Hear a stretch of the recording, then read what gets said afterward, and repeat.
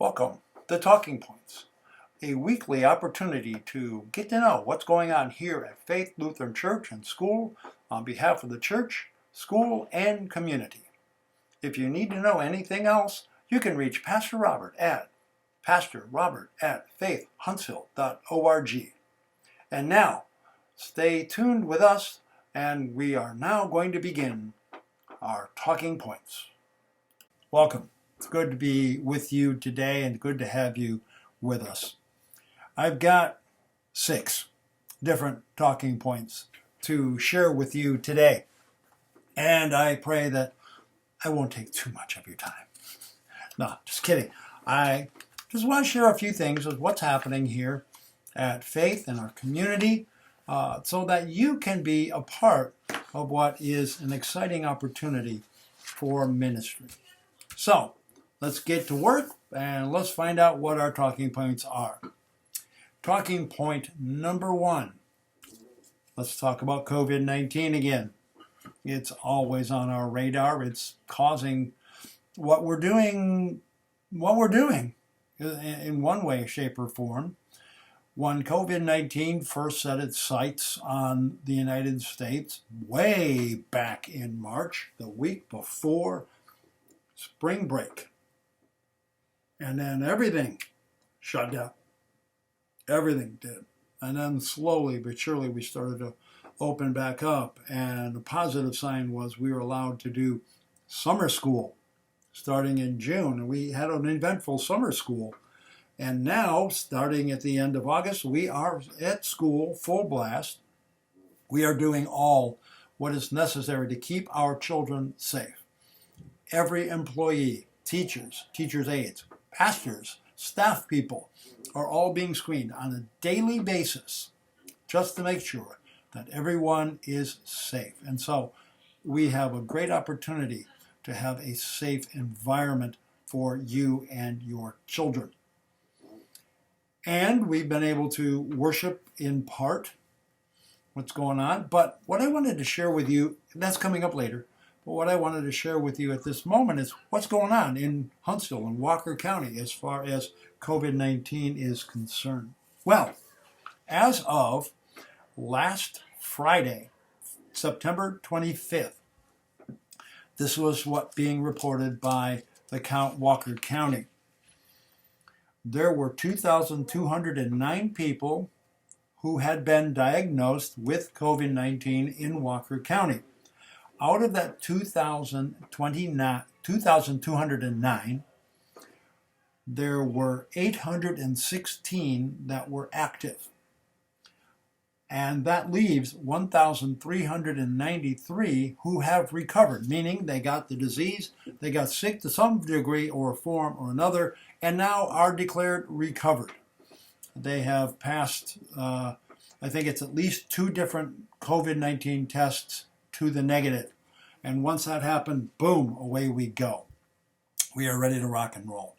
So they are recovered. We have also had in the community 12 fatalities as a result of being infected with COVID-19. What does that mean for us? Well, that means there are still people being diagnosed with COVID-19. I will say this, there were, through the month of August, 605 new cases that were diagnosed in August.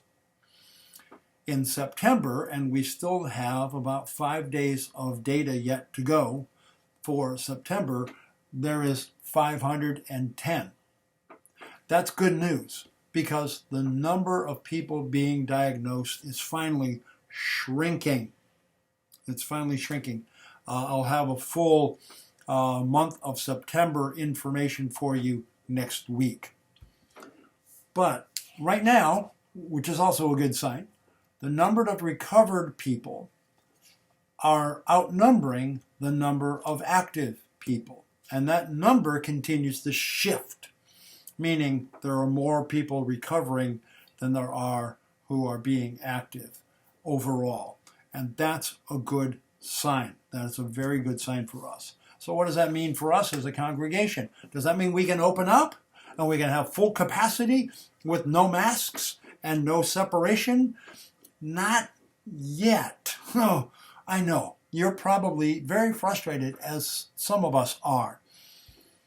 But on the other side of the coin, we are trying to be as safe as possible in the environment that we have so that people can come to worship in a safe environment. And we'll get to that slightly in a minute. But we're getting there. We're getting there. Give us maybe another month? I don't know. I don't know what the numbers and how the trends are going to be taking place. But I do know things are moving in a direction that is positive for Faith Lutheran Church and school and our community. Awesome. So, talking point number 2 is worship. We can't quite fully open up to worship yet. However, we still have our restrictions as every other pew. Family units must remain 6 feet apart. And what I mean by a family unit, this is point of review. A family unit is a mom, dad, children, and grandparents all sitting together. A family unit is a couple, a husband and wife. A family unit is a single person. So, if let's say you are a single person and you are sitting in a pew, you need to be a minimum 6 feet apart from another family unit, whether it's a couple or a family of mom, dad, and kids. Still need to deal with that. We also are asking you to let us know that you are coming. On the bottom of the screen will be the link to the registration page that we have been using now for a few months. And let us know that you're coming. Let us know that you are going to be with us in-house. Why is that important for us?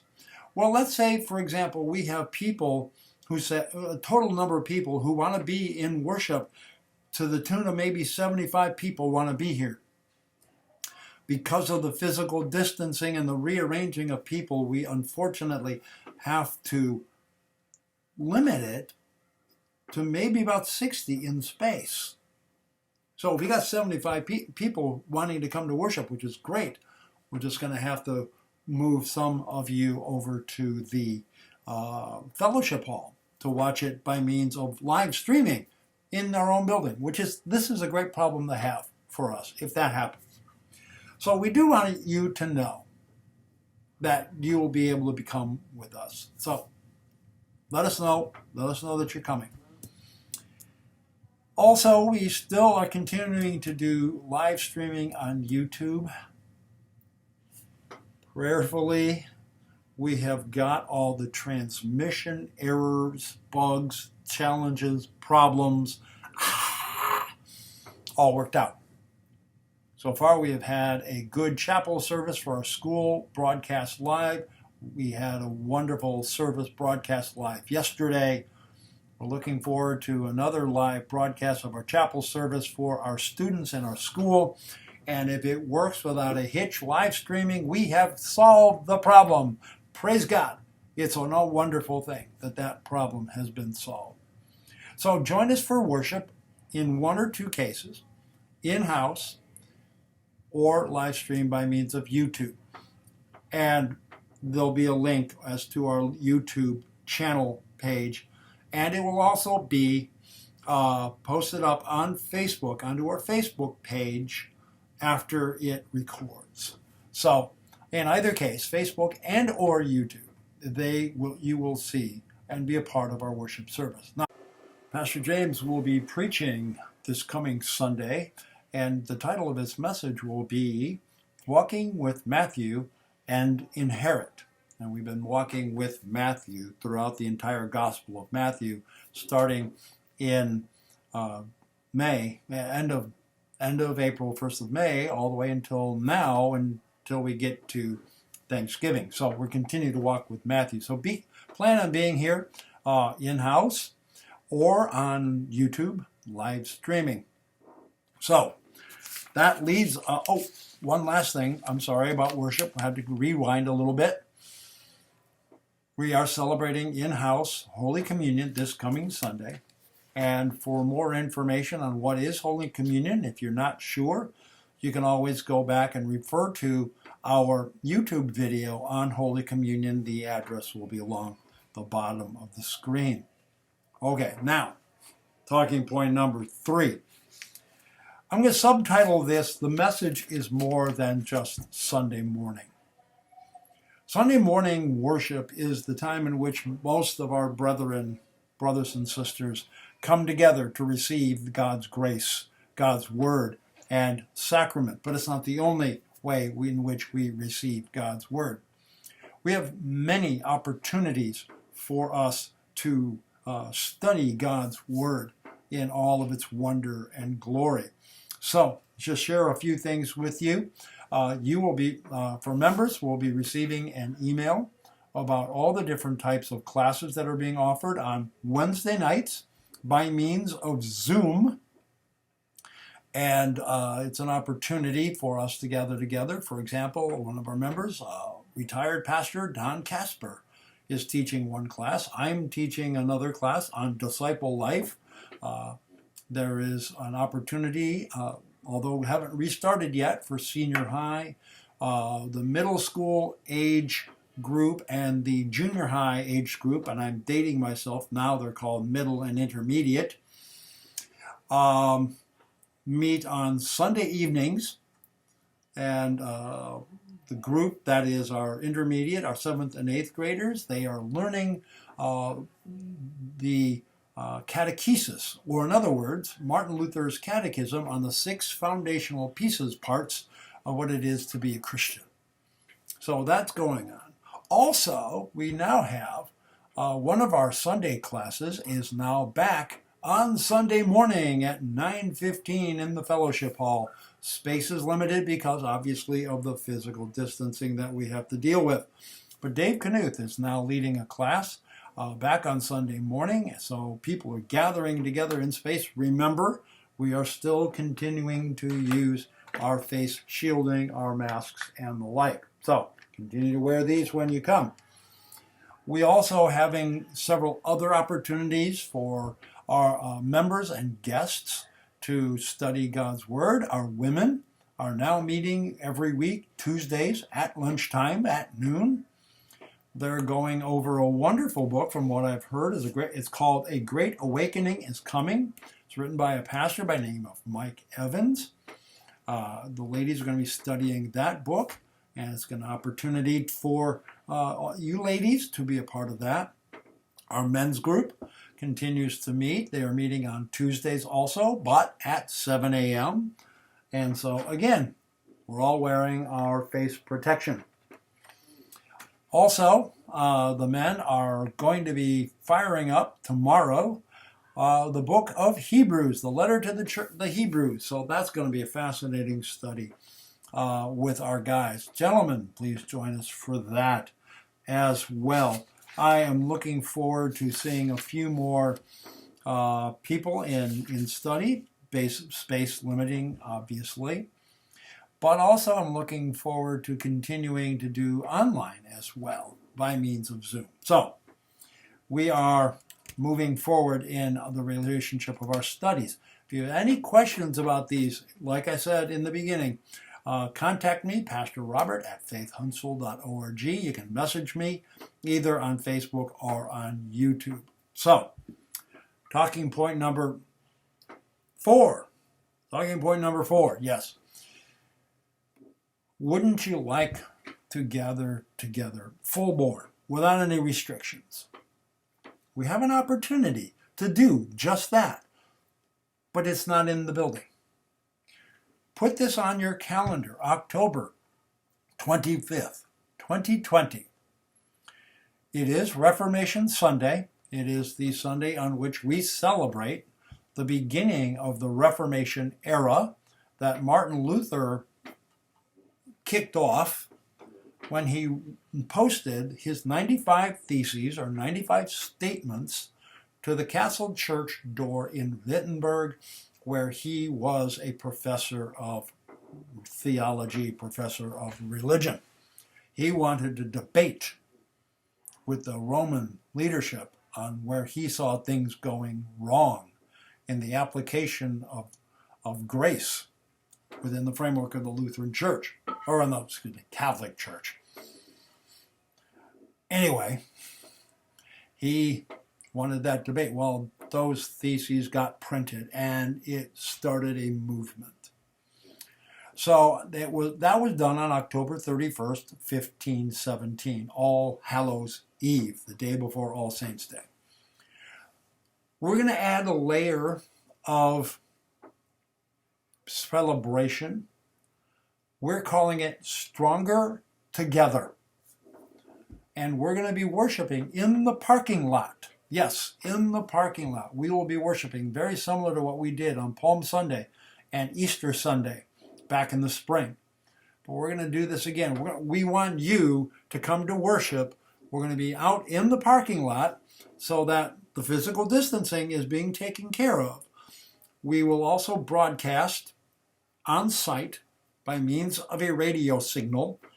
We'll get that signal to you as the day closes in, but we'll be broadcasting on radio on site.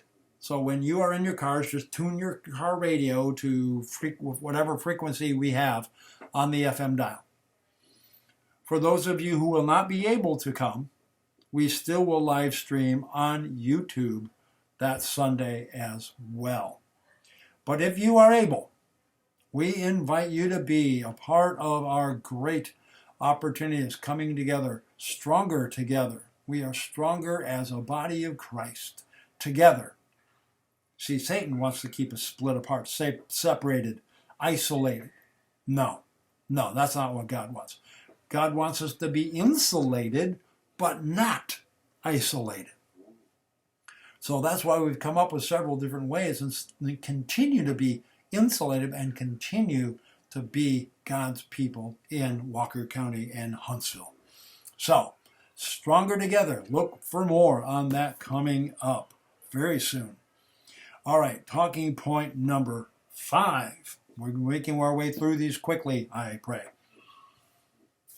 Now, if Pastor James was here, he could tell you how many days it is until Christmas.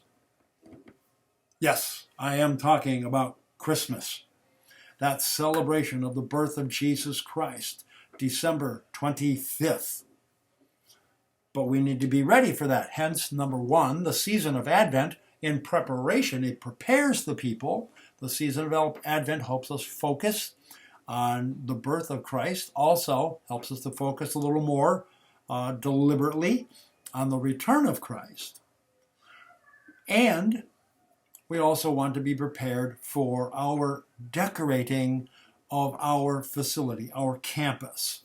Specifically, what I want to talk to you about now is decorating one of the main Christmas trees on either side of the chancel. So as you're facing the altar, facing the back wall, on the right-hand side, you're going to see it on this side, will be what we call our Chrismon tree. Now, a Chrismon is a type of decoration that is Christian-based. It is Christian symbols. And most of them have been made out of styrofoam and trimmed out styrofoam and all different types of trimming. So that tree is one of our trees. Our second tree, which is going to be on the left side of the chancel, we are not going to be calling this year our cross tree. Yes, we're asking you to make a cross. It's going to be approximately 3 by 6 inches in size.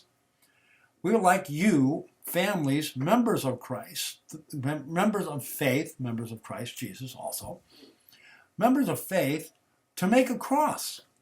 Your family cross. And you can make it in any way, shape, and form that you would like to do it. Make it unique for your family specifically, let's say, so that it can be hung and used as a decoration for our family Christmas cross tree.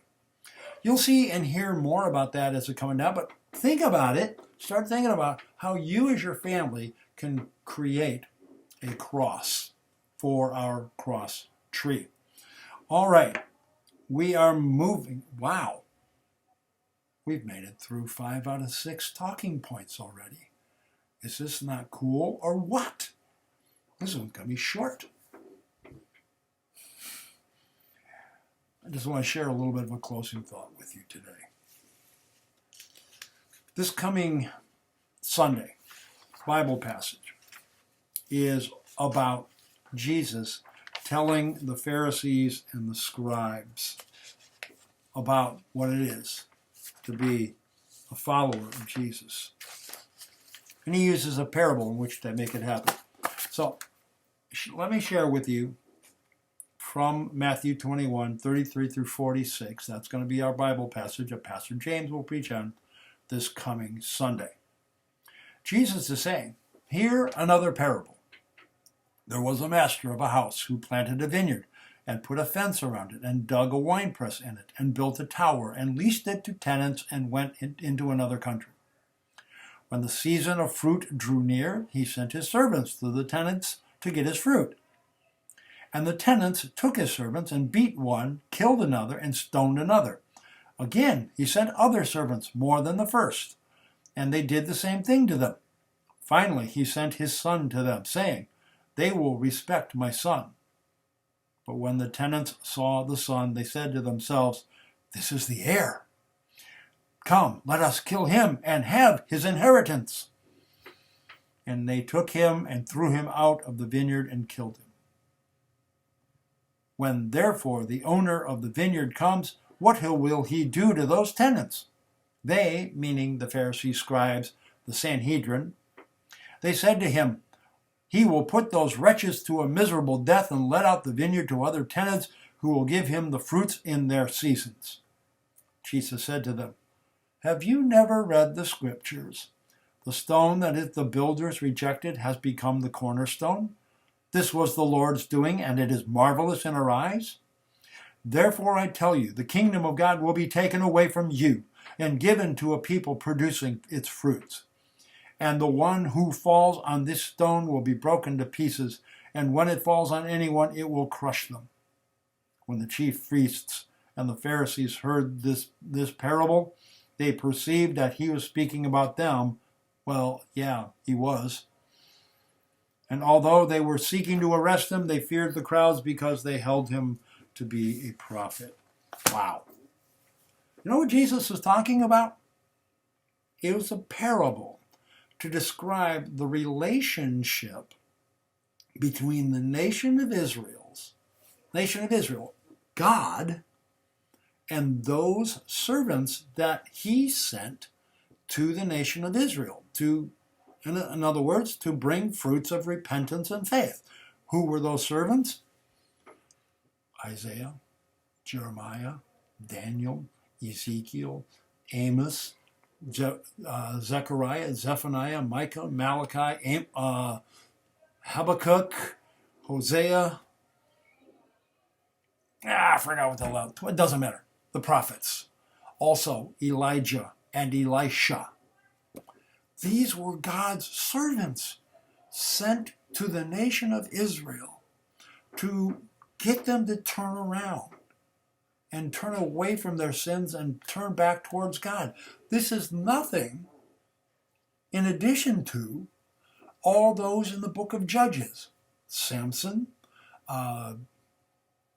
Gilead, and all the other guys that are in the book of Judges. The point here is God sent all these prophets and judges, mini saviors, if you will, to the nation of Israel with the intent of turning them around.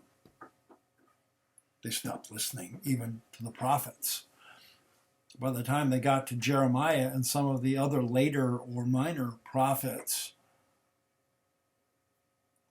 they really had stopped listening.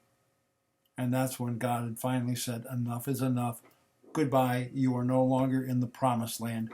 Boom, I'm taking you captive by the hand of another nation. But God had always promised there was going to be a Messiah to come who would bring the nation of Israel back together, bring the people together under one banner, under one kingship. It was always misunderstood that he was going to be an earthly king like David and like Solomon, men who had hearts of God. However, that just wasn't the case, because it wasn't about an earthly kingdom. It's all about the heavenly kingdom that Jesus ushered in. And so now they have beaten, they've killed, they've discounted all the prophets. Now God says, I'm going to send my son. Now's the time. So what did the people do specifically? And Jesus is targeting the leaders. He's targeting them. What are you going to do? Here comes the heir. Let's kill him. Because it's all about us. We want it all. God, say goodbye. I'm giving the kingdom, who is going to be believing under Christ, to somebody else. Hi, it's us, the believers in Jesus Christ, who believe in what Jesus did, his death and resurrection. We're the recipients of God's grace because of the disobedience of the Jewish nation. Now, if you've been watching my daily devotions, you would have caught that, because Paul really talks about it in Romans end of 9, 10, and 11. If you haven't seen those, go to YouTube. They're posted up on YouTube. You can follow along.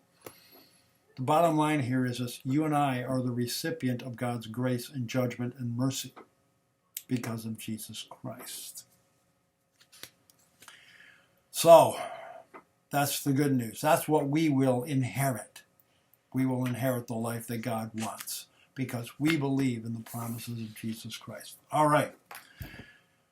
I think I've taken up enough of your time today. Thank you for being a part of this. Thank you for listening. And we will talk to you next week, next Monday, for the next edition of Talking Points. I'll talk to you soon. Bye-bye.